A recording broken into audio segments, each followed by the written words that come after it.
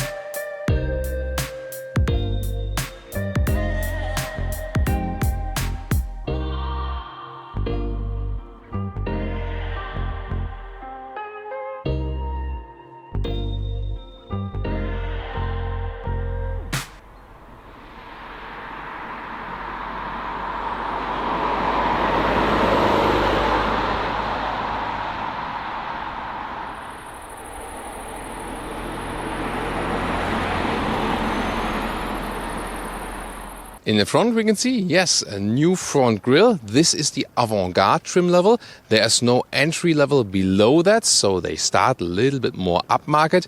And you can see it has a wider stance now. It looks sportier, vertical fins, and also a whole different front grille form.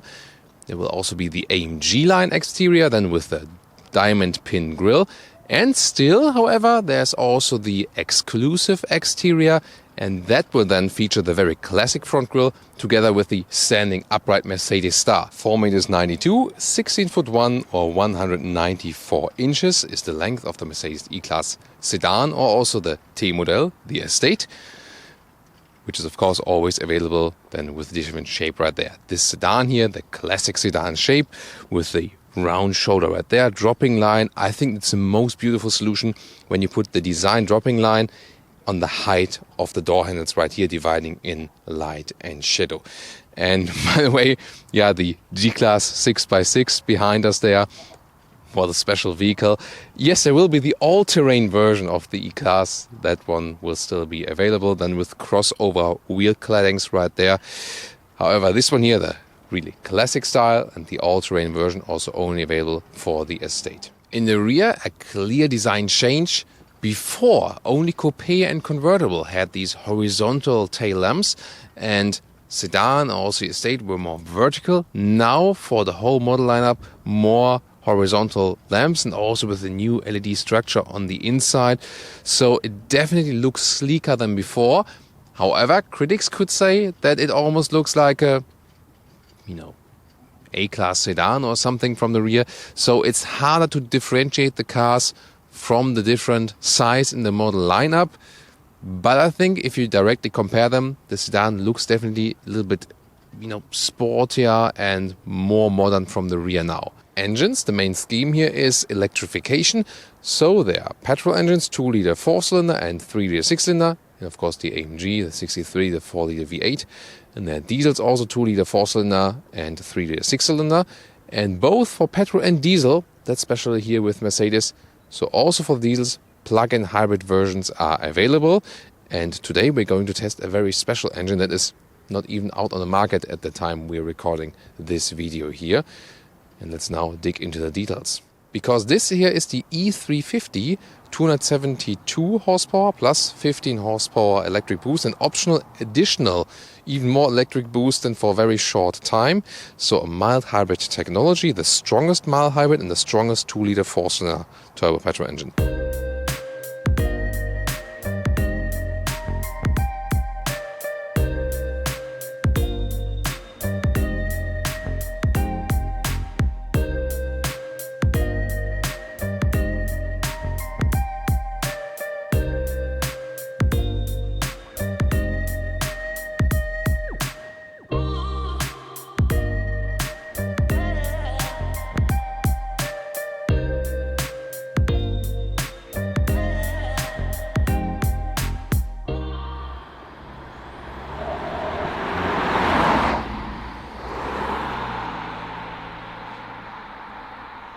Then let's get inside. Typical E-Class is that, of course, we have a lot of comfort, even if we're tall.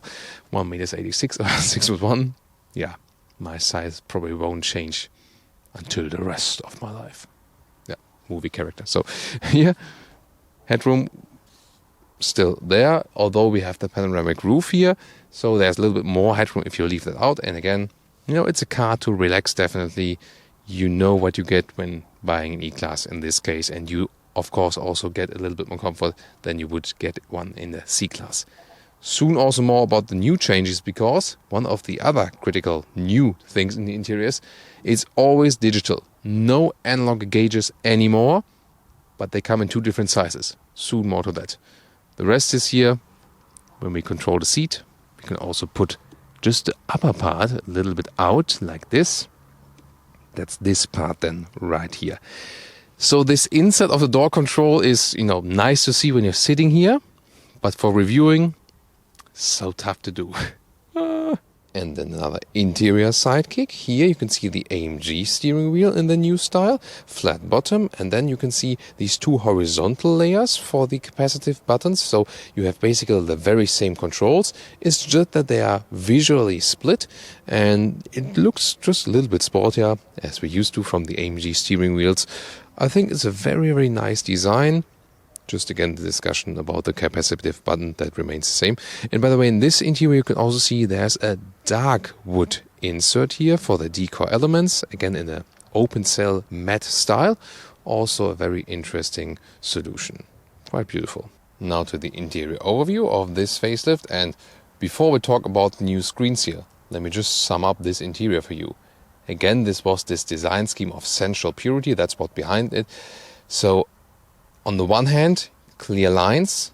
On the other hand, some, you know, curved lines, and the ambient lighting is below that for this sensual experience. Very interesting. Then this cap here on top of the screens. So this is so fundamentally different, for example, to an Audi A6, which has this very clean German design language, almost Bauhaus style. But then this one here, definitely evoking more emotions, but some say it's overloaded. So it really depends on, but definitely between Mercedes and our design on the interior, I think there's like A and Z. In BMW, I think is somewhat in the middle of that. Pretty interesting. Now, as this car was launched as the facelift, saw that, and it was like, all comes digital now, no analog gauges anymore. And everyone like, wow, it's always like this. And then, there will be still extras, German premium manufacturers. So it starts with smaller screens, 10.25 inch 2 times, so smaller than this. So for example, also a taxi Mercedes E-Class will get the smaller screens as standard. And then optional, these 2 times 12.3 inch. And then you have it like this. But both feature the MBUX system with the voice activation input. So the left instrument screen is not touch. It's the only thing that is not touch here, but there's basically touch at the steering wheel here to pick up the phone, for example, and to cancel it.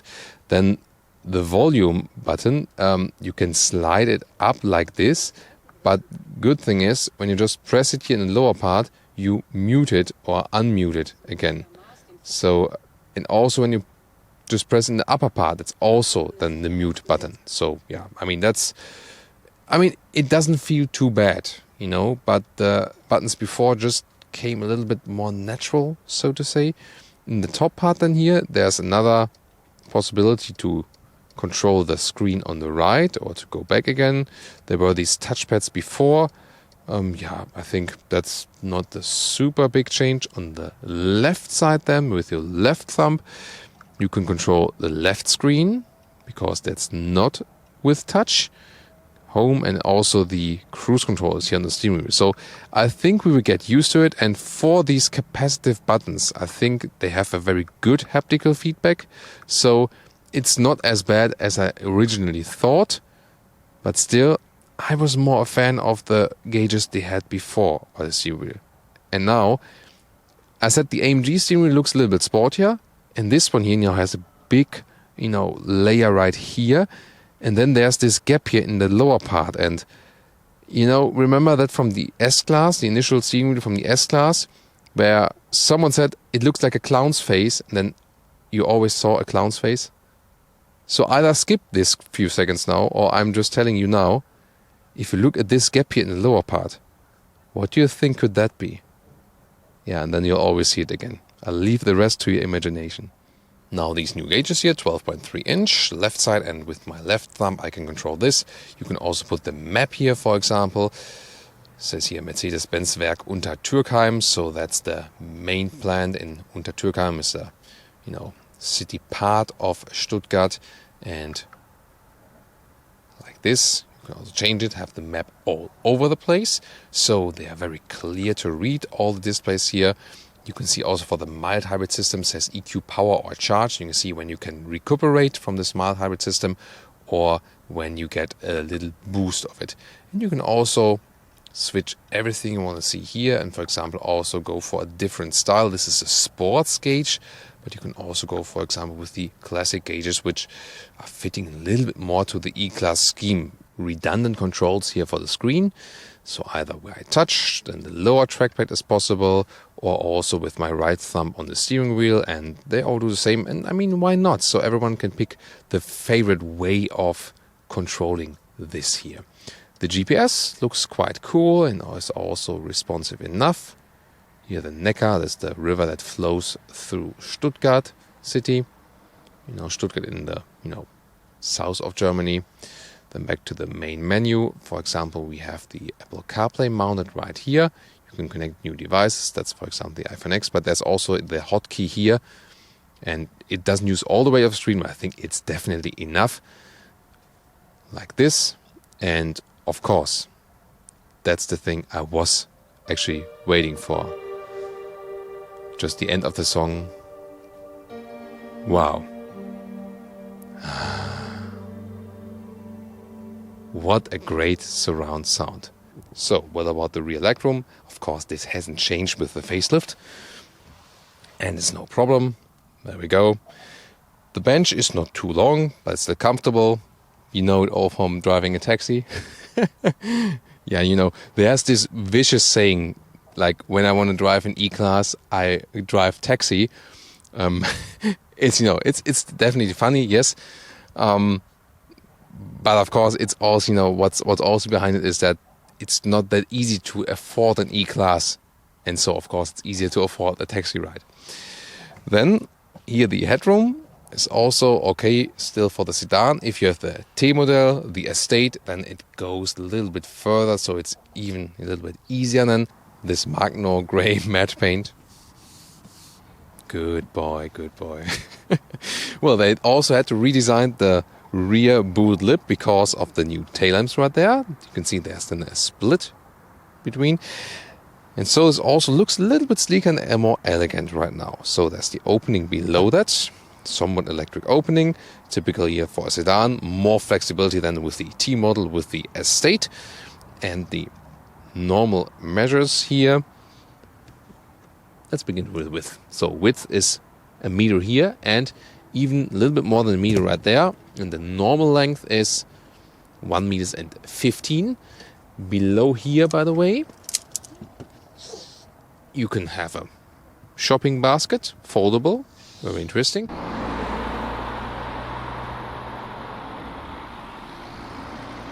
Welcome to Thomas's Driving Lounge with the E-Klasse facelift.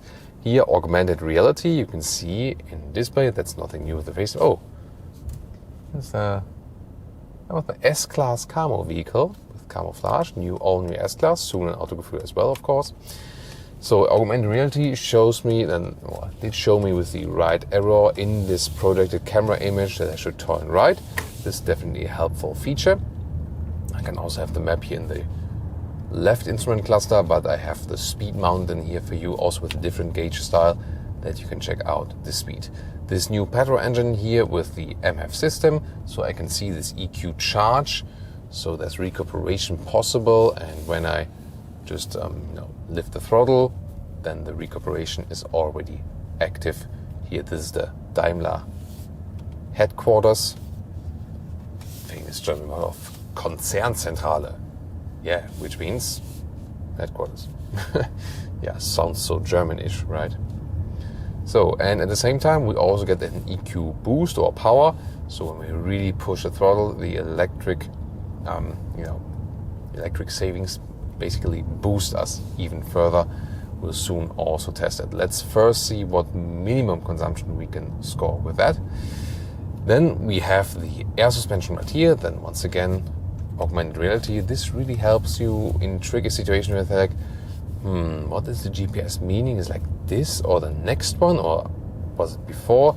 And this makes it definitely a little bit clearer. So cool thing. And in the new S-Class there will also be like an equal function, but then in the head-up display, where at the moment I rather see only arrows and stuff and not this augmented reality function.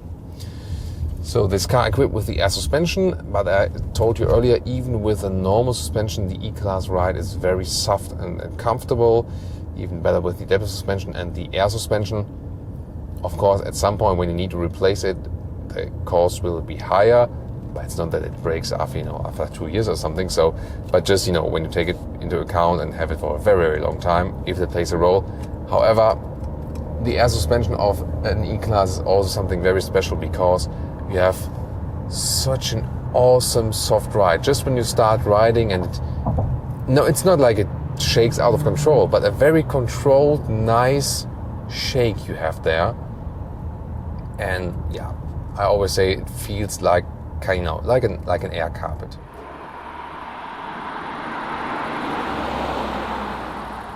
Now outside this town, I'll go to the sports mode, and the RPMs are going higher, and we can also show you some acceleration.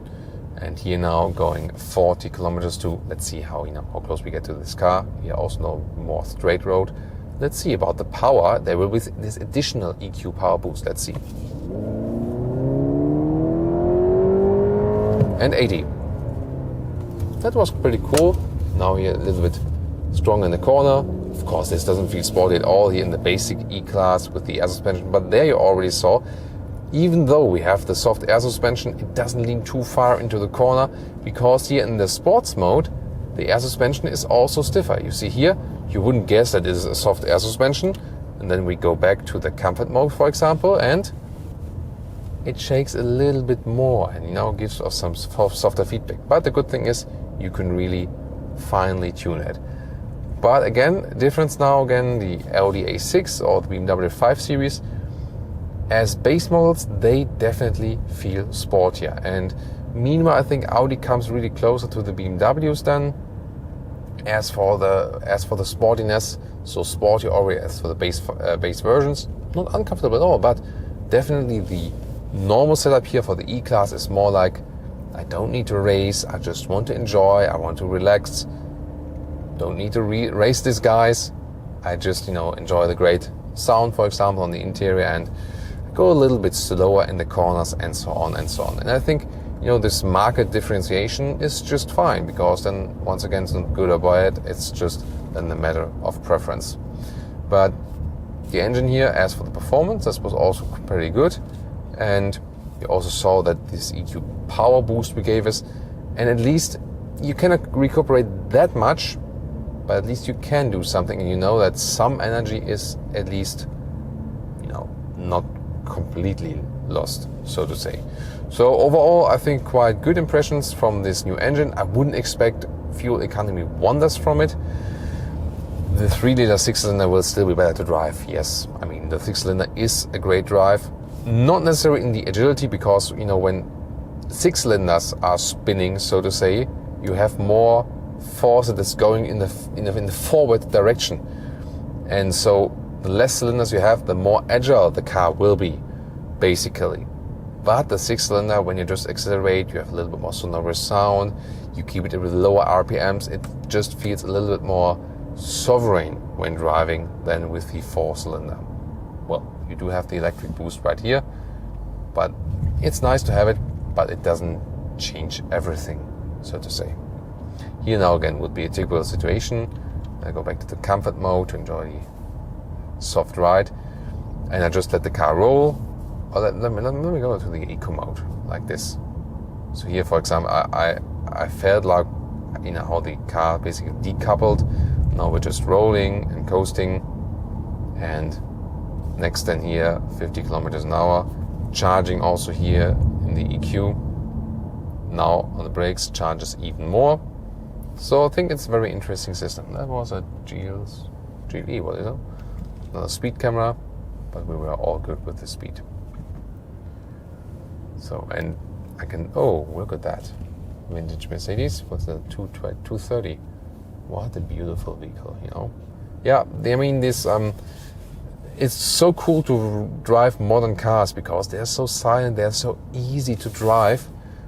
But just design-wise, you know, with these vintage vehicles, they were so much more unique, you know. Don't you think so as well? So I think I would rather go like buy them design-wise, not necessarily to drive them, you know, all day and so on.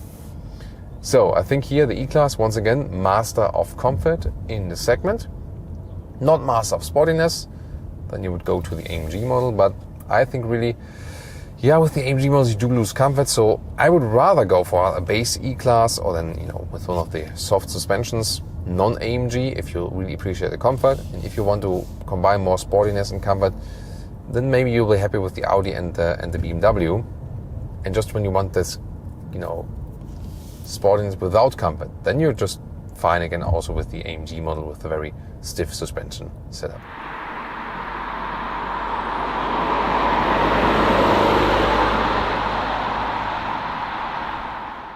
And now to our conclusion for today with the new Mercedes E-Class facelift. We've shown you all three new front grills, and no matter which you pick, the Avantgarde, the AMG-Line, or the classic exclusive line, they all look somewhat sportier, so the car looks sleeker than before. Also due to this new rear with the horizontal tail lamps, you can argue it more looks now like a bigger A-Class sedan, so maybe less unique in one way, but it's really a difference when you saw the first pictures and now seeing the car in reality. It really looks sleeker and sportier than before. The interior, still a great, sensual, luxurious interior, and with the new steering wheels, they look quite fancy definitely. The AMG line looks, or in the true AMG models as well, looks a little bit better even with this split horizontal fins in the steering wheel. However, the capacitive buttons, 4 capacitive buttons, they give you good feedback, but still, I found the ones that we had before, the classic ones on the steering wheel, just a little bit better and easier to control, especially while driving. So when you have some changes in the car, it's not always that everything is better than before. The screens actually make a good impression, 2 different sizes, now all digital analog is gone. And especially important to have the new MBUX system in the E-Class as well, with a better voice input and so on. So this is definitely a step forward. In general, from driving, the Mercedes E-Class, always a very luxurious ride, a very soft ride as well, especially here with the optional air suspension we had today. But even a base suspension will just do fine. And it's one of the most silent cars on the market as for the noise insulation as well. Well, and then about the new mild hybrid petrol engines, they are actually a quite good alternative even to a diesel, I have to say, because of the new particle filters, technologies and so on. The diesels seem to have increased the consumption, whereas the petrols went down with the mild hybrid technology. So also for this new MF we tested today, we scored some decent fuel economy. So seems to be that these engines are the ones to go for in the future. Plug-in hybrids, also very interesting, of course, but so far in this E-Class generation, they reduced the trunk space too much, actually. So, looking forward to your feedback to the Mercedes E-Class facelift. We also have a Mercedes E-Class Coupe video for you from the facelift. And tell us, which other versions would you like to see in the full review in the future? Maybe an E-Class all-terrain, this off-road looking estate. Just a glimpse of that today, but maybe in a full review in the future. Tell us in the comments and see you next time.